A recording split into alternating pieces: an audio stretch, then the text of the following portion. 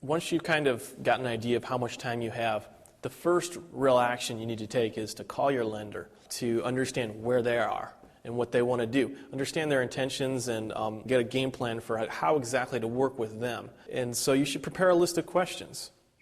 A few of the questions you should be asking them is, if you're current in payments, you have to ask, do I have to be behind in my payments?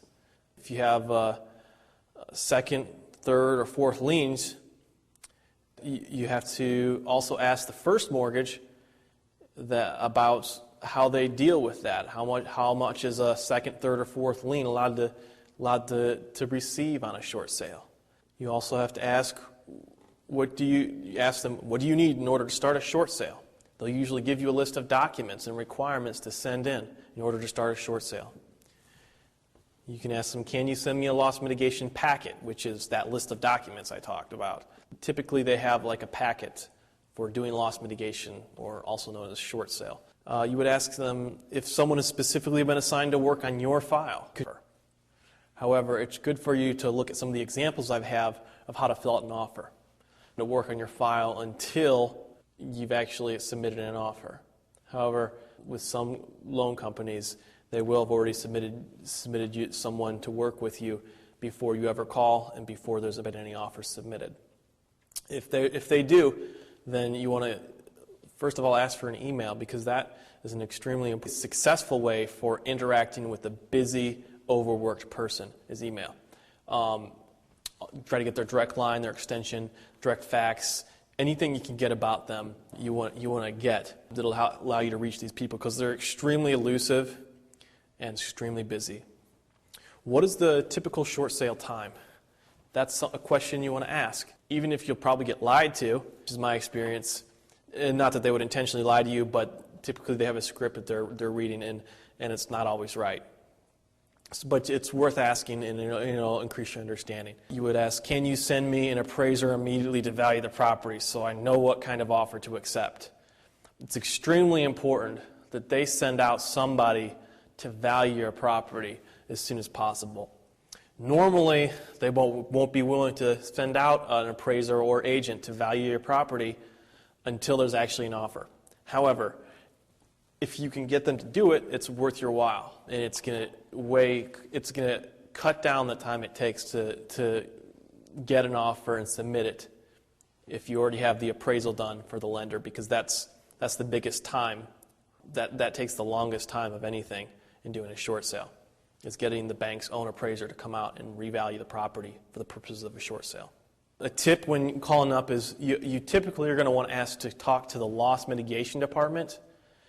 And you could say, can I talk to the loss mitigation department or the department that handles the short sales?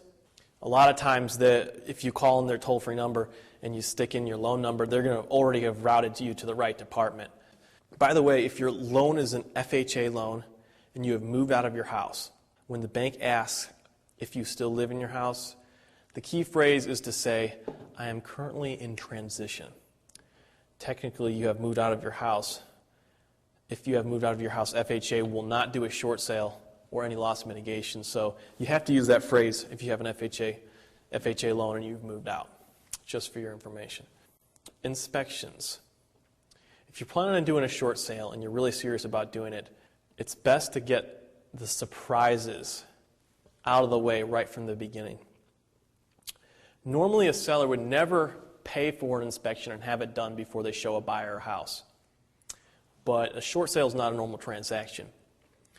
One of the biggest things that kills a short sale is to work months negotiating a deal with your lender. Then after the lender gives you a payoff letter and you have a deal, and the buyer is applying for financing and they do their inspection, over a 60-day time span it takes to evaluate this thing, they're not going to renegotiate and go $30,000 lower. And the problem with this is that you've already negotiated a deal with the bank. The bank already expects a certain number. They've gotten a value that's been set by an appraiser who did not have that inspection in their hand. They didn't have that information.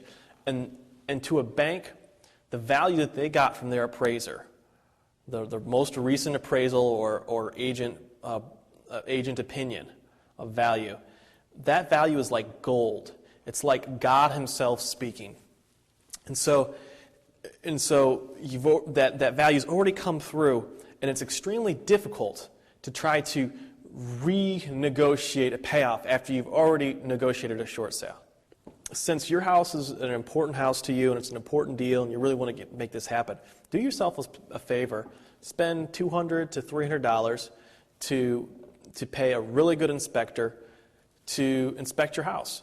You want to ask a realtor that you're working with, or any realtor, who is the inspector that you will never use because he destroys every deal and makes every house look like crap. You want to find the inspector that's called the deal killer, because that inspector will find everything. He'll find just the littlest thing, and he'll find actually serious things that you never even knew about. And in that way, they're all out in the open when a buyer comes in the house. And also, that report's available for when you have a broker or an appraiser in, and you need to educate them about the true value of your home. The biggest thing that'll kill your short sale is having your home overvalued and not being able to sell it because the bank wants too much. That'll absolutely kill your short sale every single time. And no amount of skillful negotiation will negotiate around a bad BPO value that's already been entered in and filed with the bank. I have a house that just went to share sale because we waited to do a septic inspection on a 50-year-old septic system until the bank had already sent their appraiser out. It was just quite simply a mistake on my part. I should have really pushed the seller to go ahead and get that inspection.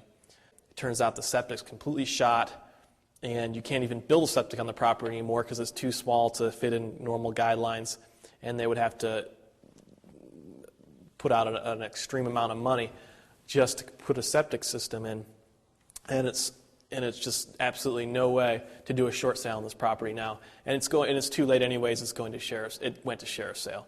Don't let that happen to you. That's an example of something that didn't work. Get your inspection if there's any possibility. I mean, if the house is older than 5 years old, get an inspection because it'll really help you in more ways than one.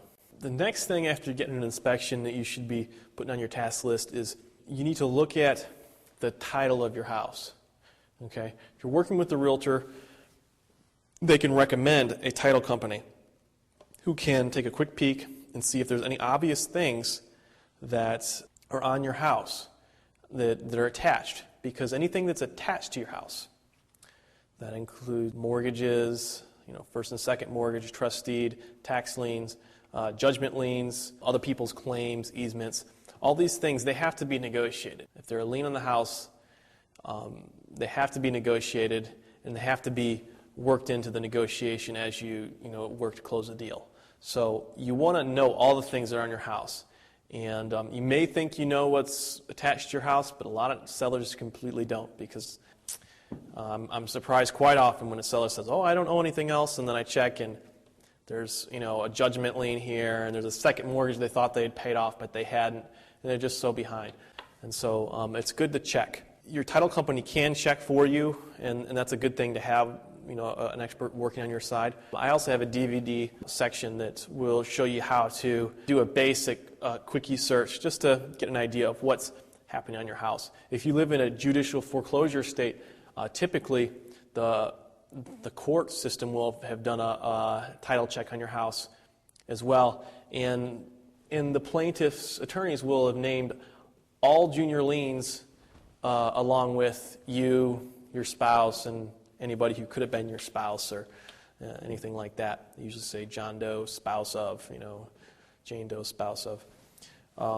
Sometimes the title company will charge you, if you want to do a more in-depth search, to send out a researcher, between $50 and $250, depending on who you talk to and what's involved in your state or a county office.